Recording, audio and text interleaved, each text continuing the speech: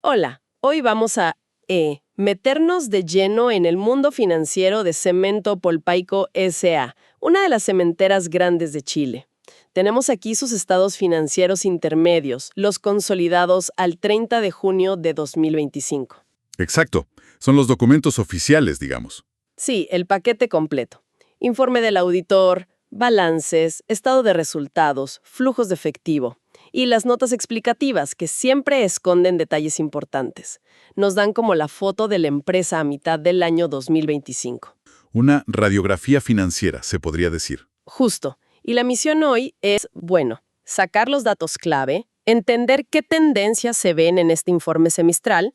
Queremos ver cómo le fue a Polpaico en esos primeros 6 meses, sobre todo porque vienen de una reestructuración interna y además de un aumento de capital reciente. Vamos a desgranar eso. Exacto.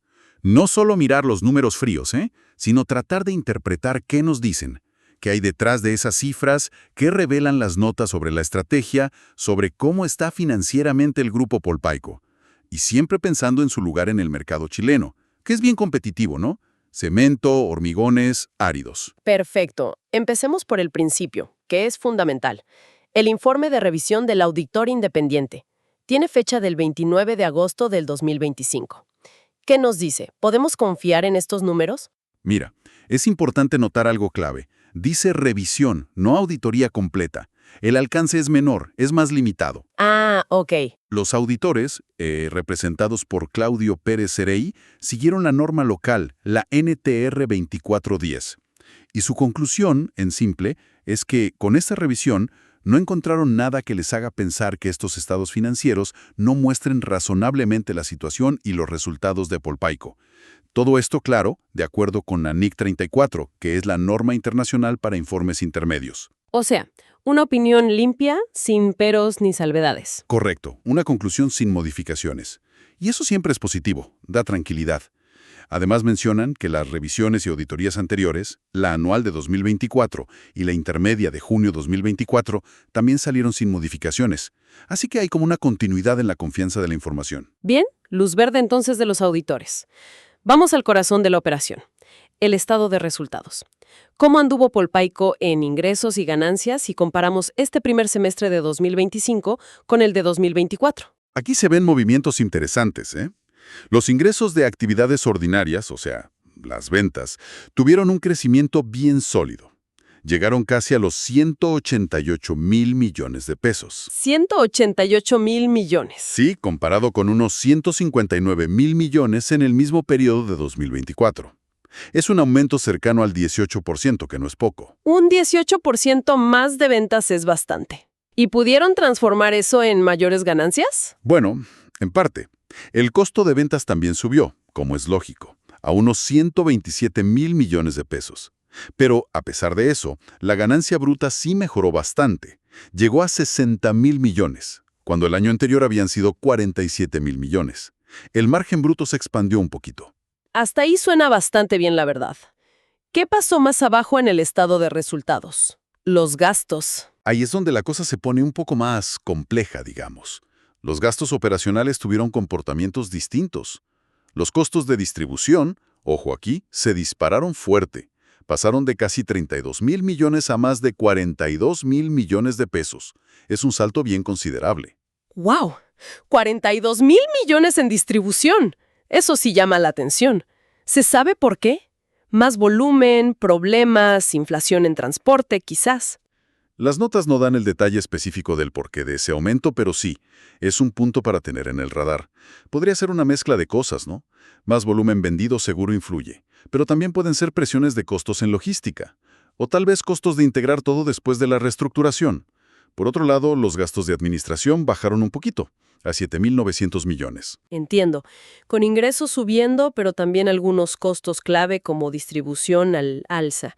¿Cuál fue la última línea? ¿Ganaron o perdieron plata al final del semestre? Pues mira, a pesar de que la ganancia bruta mejoró, el resultado final fue una pérdida neta de 632 millones de pesos para el semestre. Ah, todavía en rojo. Todavía en rojo, pero, y este es el pero importante, hay que ponerlo en perspectiva, es mucho, mucho mejor que la pérdida de más de 3,200 millones que tuvieron en el primer semestre de 2024.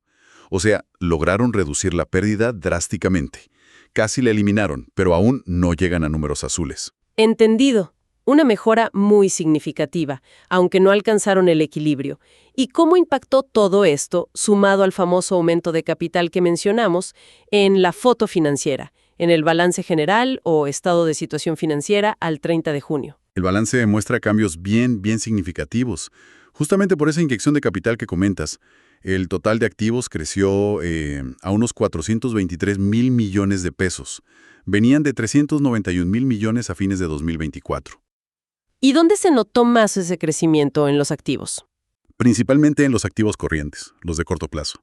Y dentro de esos, el cambio más espectacular, fíjate, está en efectivo y equivalentes al efectivo. Pasaron de tener menos de 4,000 millones a casi 22,000 millones de pesos en caja. 22,000 millones en caja. Eso es muchísima liquidez, un cambio brutal. Sí, un salto enorme, la verdad. ¿Algún otro movimiento importante en el activo corriente? Sí, claro. Las cuentas por cobrar comerciales también subieron, a unos 75,000 millones. Es lógico, ¿no? Si vendieron más, tienen más por cobrar. Los inventarios, en cambio, bajaron un poquito. Y mantienen ahí un pequeño monto clasificado como activos no corrientes mantenidos para la venta, que ya estaba a fin de año. ¿Y los activos de más largo plazo? ¿Las plantas, los equipos? Los activos no corrientes crecieron, pero más moderadamente.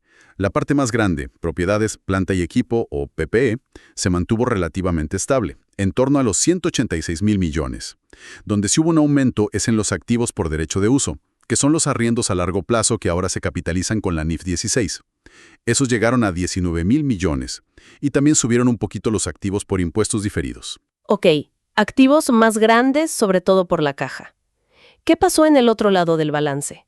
¿Las deudas? ¿El patrimonio? Aquí está la contraparte del aumento de capital. El total de pasivos bajó. Y bajó de forma muy importante, ¿eh? Pasó de 266,000 millones a 222,000 millones de pesos. Es una reducción de deuda total bien considerable. Tanto en las deudas de corto plazo como en las de largo plazo. Sí, en ambas. Los pasivos corrientes bajaron bastante, principalmente porque usaron menos financiamiento de corto plazo, como cartas de crédito y otros pasivos financieros. También bajaron las cuentas por pagar comerciales y otras.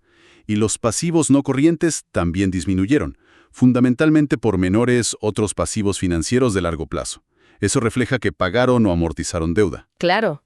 Si bajaron tanto las deudas y subieron los activos, el patrimonio tiene que haber tenido un cambio radical entonces. Exactamente. El patrimonio total se disparó. Pasó de 125,000 millones a más de 200,000 millones de pesos. El motor de esto, la cuenta de capital emitido y pagado, casi se duplicó, reflejando toda esa plata fresca que pusieron los accionistas. Las ganancias acumuladas bajaron un poquito por la pérdida del semestre, claro, pero el efecto neto en el patrimonio fue súper positivo. Fortaleció mucho la base financiera de la empresa. Queda clarísimo el impacto transformador de esa inyección de capital. Ahora, una pregunta. Si la caja aumentó tanto, pero el resultado del periodo fue negativo, ¿de dónde vino exactamente el dinero y a dónde se fue? El estado de flujos de efectivo debería aclararnos eso, ¿no? Justamente para eso está. El flujo neto total del periodo fue un aumento de caja de unos 18,000 millones de pesos. Eso calza perfecto con el salto que vimos en el balance. Pero, como siempre, el diablo está en los detalles. Al desglosarlo por actividades, la historia tiene sus matices. A ver, cuéntame esos matices. ¿Cómo anduvo la operación? Aquí viene lo interesante. El flujo de las actividades de operación fue negativo. Salió más plata de la que entró por la operación diaria. Unos 17,600 millones de pesos negativos. Negativo. O sea, la operación consumió caja. Exacto. Consumió más efectivo del que generó en el semestre. Y esto contrasta fuerte con el mismo periodo de 2024, donde la operación sí había generado caja, casi 12,000 millones positivos. ¡Qué cambio! Si las ventas subieron, ¿por qué la operación consumió efectivo ahora? ¿Pagos más altos? El informe indica eso. Si bien cobraron más a los clientes porque vendieron más, los pagos a proveedores y a empleados fueron mucho mayores que el año anterior. Además, pagaron más impuestos. Esta salida de caja operativa es un punto clave. Hay que seguirle la pista hacia adelante. Definitivamente. Si la operación consumió caja, ¿cómo se financió eso y además sobró para acumular tanto efectivo en el banco? por las otras dos patas del flujo de caja. El flujo de inversión fue una salida neta más o menos estable, de unos 7.300 millones, principalmente por comprar activos fijos, propiedades, planta y equipo y algunos intangibles. Similar a 2024. La gran diferencia, la clave, está en el flujo de financiación. Ahí hubo una entrada neta gigantesca, 43.000 millones de pesos. Compara eso con una salida de casi 7.000 millones en 2024.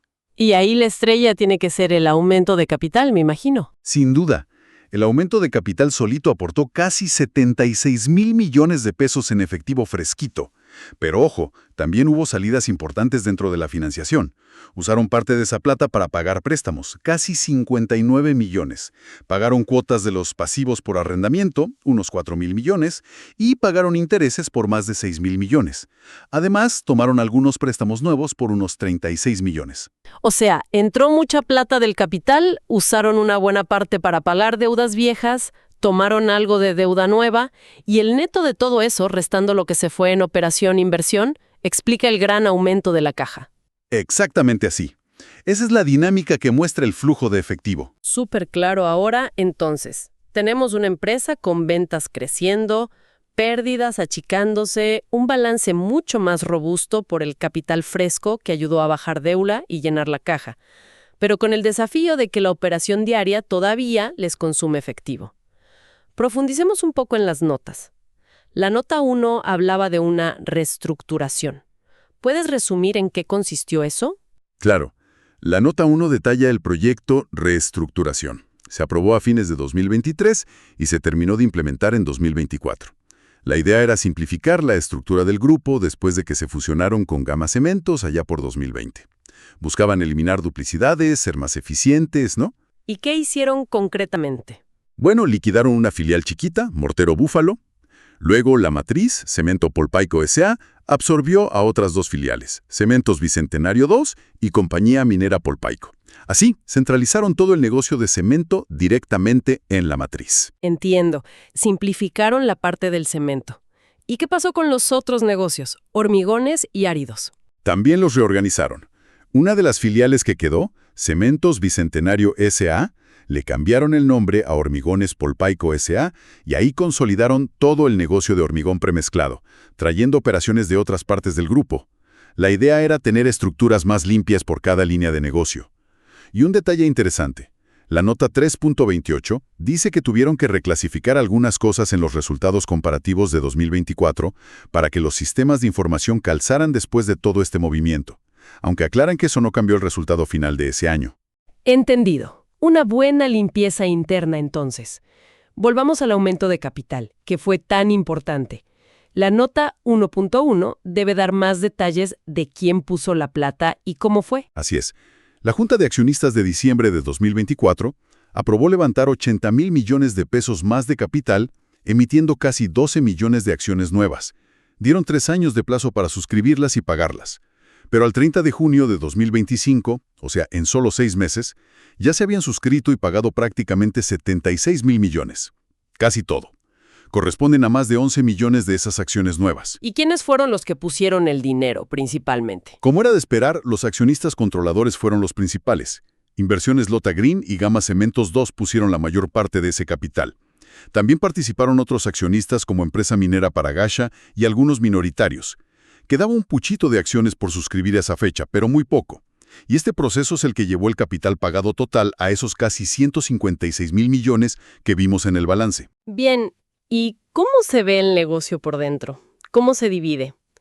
La nota 4, la de información por segmentos, debería aclararlo. Correcto.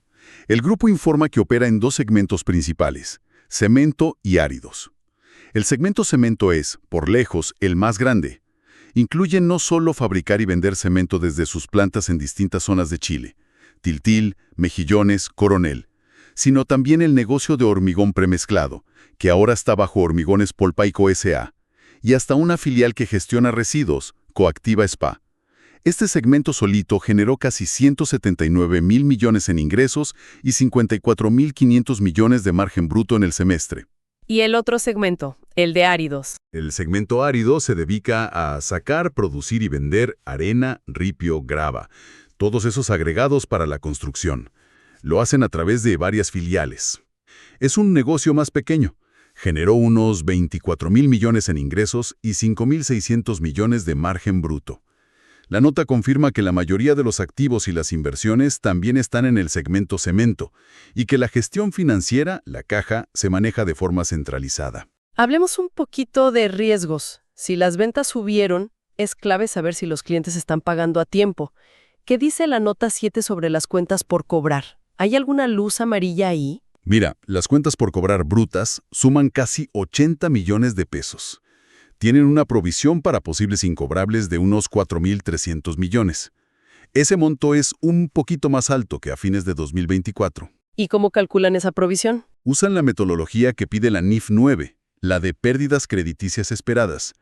Para eso miran el tipo de cliente, cómo está el mercado, la capacidad de pago que ven y si la deuda tiene seguro de crédito. Mencionan que tienen asegurado cerca del 65% de los saldos importantes, aunque hay un deducible, claro. ¿Y la antigüedad de esas deudas? ¿Hay mucha morosidad acumulada? Según el análisis de antigüedad que muestran, la gran mayoría de la cartera neta, unos 73.000 millones de los 75.000 millones, está al día o tiene un vencimiento de menos de 90 días. El grupo más grande de deudores son las constructoras. La administración dice que la provisión que tienen es adecuada. No parece haber una alarma roja inmediata ahí, pero bueno, en el sector construcción siempre hay que estar atentos a las cobranzas, ¿no? Siempre.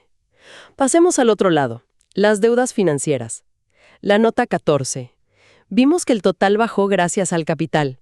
¿Qué detalles más nos da esa nota? Confirma la baja total, sí. De 133.000 millones a 108.000 millones en pasivos financieros. Y la reducción fue tanto en el corto plazo, corriente, como en el largo plazo, no corriente. En el corto plazo, lo que más bajó fue el uso de financiamiento con cartas de crédito.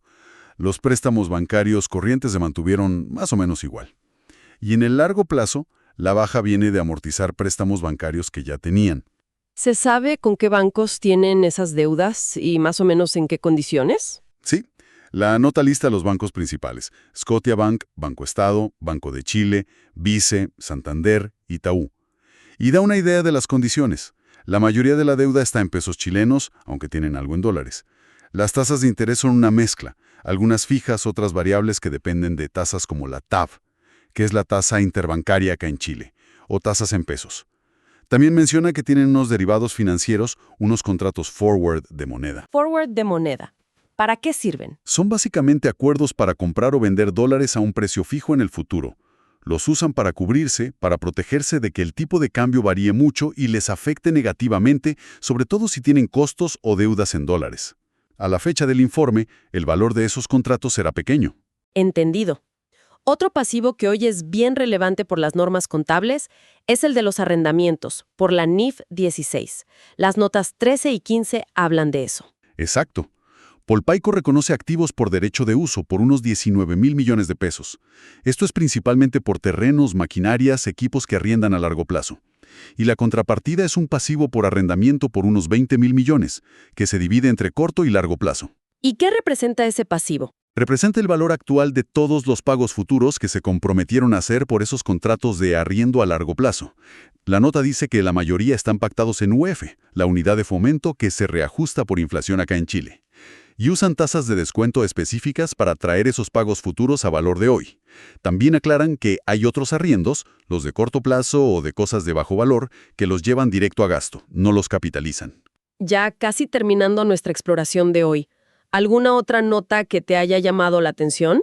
Quizás algo sobre contingencias legales o temas ambientales. Suelen ser relevantes en esta industria. Sí, bueno, la nota 31 sobre contingencias y juicios es bastante estándar. No detalla juicios específicos de gran tamaño en lo que revisamos, pero ahí es donde deberían aparecer si los hubiera. La nota 27 sobre medio ambiente sí es importante por el negocio que tienen y se relaciona directamente con las provisiones que están en otras notas, la 3.10 y la 19. ¿Qué tipo de provisiones tienen registradas ahí? Son importantes, ¿no? Sí, son montos relevantes. Tienen provisiones no corrientes por más de 16.000 millones de pesos, cubren principalmente dos cosas. Primero, la obligación legal que tienen en Chile de hacer planes de cierre para sus faenas mineras bajo el Decreto Supremo 132. Y segundo, los costos que estiman van a tener en el futuro para desmantelar sus plantas industriales cuando terminen su vida útil y también para lo que llaman descarpe, que es sacar el material que nos sirve para llegar a la materia prima. Son estimaciones de gastos futuros entonces. Exacto. Son estimaciones de gastos que van a tener que hacer en el futuro, pero que los traen a valor presente usando tasas de descuento y supuestos sobre cuánto van a durar las operaciones, cuánto van a costar esos trabajos, etc.